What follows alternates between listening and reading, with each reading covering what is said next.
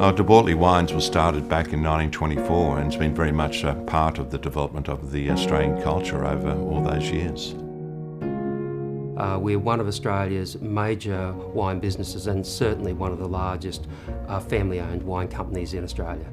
Growing and expanding, but in a sustainable manner. I suppose my future was really defined by my grandfather, Victoria DeBortoli, and I remember him saying to me when I was not even a teenager, saying I was going to become a winemaker. So my future had already been preordained.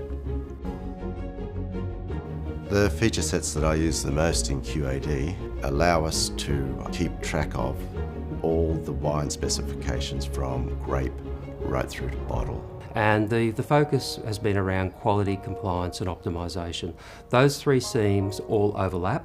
So when we do pieces like scheduling our growers for delivery slots, for just in time, that helps both our quality and our optimisation as well as our growers. When we have things like online spray diaries and blending through our winemaking system, that helps with traceability and quality. And when we do constraint-based scheduling with our packaging, that helps with the optimisation, with the utilisation of resources and with delivering the best product for our customers.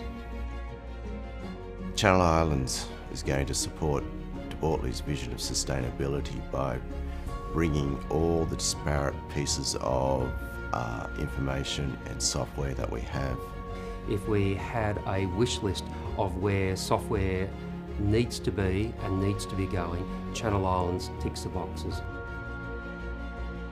Well, the importance of sustainability for a family company is having something to hand down to the next generation. We're not looking at the next 10 years, we're looking at generations ahead. We are DeBortoli. And with QAD, we are building the agile, effective enterprise.